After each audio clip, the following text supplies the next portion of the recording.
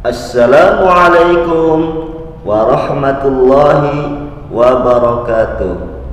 Selamat pagi anak-anak yang soleh dan solehah. Semoga di pagi yang cerah ini kita semua dalam lindungan Allah Subhanahu wa ta'ala. Bertemu lagi dengan Abi Nasrullah. Hari ini Abi akan menyampaikan mata pelajaran Bina Akidah Akhlak. Tetapi sebelum itu, mari kita membaca doa sebelum belajar. A'udzubillahi minasyaitonirrajim. Bismillahirrahmanirrahim. Rabbi shrah li sadri wa yassir li amri wahlul 'uqdatam min lisani yafqahu qawli. Rabbi zidni ilman warzuqni fahman. Amin amin amin ya rabbal alamin. Marilah kita buka pembelajaran Bina Akidah Akhlak pada hari ini dengan kita bersama-sama membaca basmalah. Bismillahirrahmanirrahim. Selanjutnya, pada pertemuan kali ini kita akan memasuki bab kedua, yaitu tentang kalimat thayyibah, basmalah dan hamdalah. Sebagai seorang muslim, dimanapun dan kapanpun harus ingat Allah Subhanahu wa ta'ala.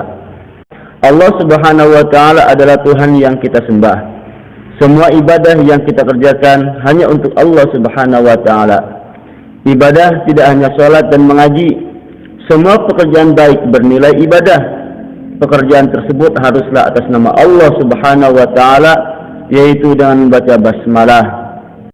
Dengan mengucapkan basmalah sebelum kita memulai pekerjaan, kita menjadi selalu ingat adanya Allah Subhanahu wa ta'ala. Seperti hendak sekolah, seperti hendak makan, minum, berpakaian, hendak belajar, haruslah membaca basmalah terlebih dahulu. Begitu juga setelah mengerjakan pekerjaan yang baik, kita harus mengucapkan alhamdulillah sebagai rasa syukur kita kepada Allah Subhanahu wa ta'ala. Kalimat thayyibah artinya adalah kalimat yang baik untuk diucapkan. Kalimat thayyibah diucapkan pada waktu dan kondisi tertentu. Contoh kalimat thayyibah yaitu basmalah dan hamdalah.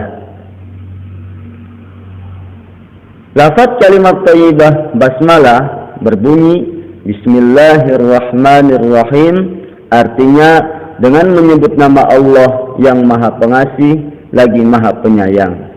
Kalimat basmalah terdapat pada surat Al-Fatihah ayat yang pertama. Kemudian yang kedua yaitu lafaz kalimat hamdalah.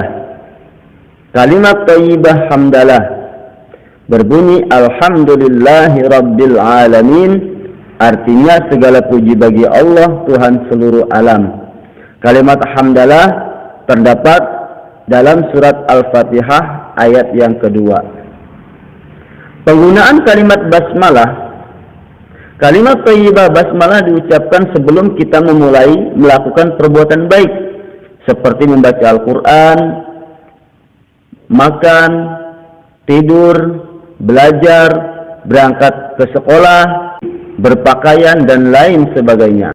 Dengan mengucapkan kalimat basmalah, kita akan selalu mengingat Allah Subhanahu wa ta'ala, bahwa Allah Subhanahu wa ta'ala Tuhan yang kita sembah. Allah Subhanahu wa ta'ala yang menciptakan kita. Allah Subhanahu wa ta'ala yang mengatur alam dan isinya. Hanya kepada Allah Subhanahu wa ta'ala kita menyembah dan meminta pertolongan. Dengan mengucapkan kalimat basmalah, kita juga memohon kepada Allah Subhanahu wa ta'ala agar diberi kemudahan kelancaran dan diridhoi Allah Subhanahu wa ta'ala. Selain itu juga agar dicatat sebagai amal ibadah yang mengandung pahala. Kemudian yang kedua, penggunaan kalimat thayyibah hamdalah. Dengan mengucapkan kalimat thayyibah hamdalah menunjukkan bahwa kita selalu bersyukur kepada Allah Subhanahu wa ta'ala atas semua kenikmatan yang telah Allah berikan kepada kita. Kalimat hamdalah diucapkan ketika mendapatkan kenikmatan dari Allah Subhanahu wa ta'ala, seperti mendapatkan rezeki kesehatan, mendapatkan peringkat 1, mendapatkan nilai di atas KKM, serta mendapatkan hadiah. Kemudian kalimat hamdalah juga diucapkan ketika setelah selesai melakukan perbuatan baik, seperti bangun tidur, selesai belajar, dan lain sebagainya.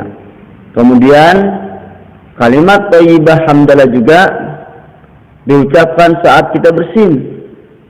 Orang yang bersin mengucapkan alhamdulillah, kemudian yang mendengarkan bersin adalah yang mendengar bersin mengucapkan yarhamukallah, dan yang bersin menjawab dengan yahdikumullah.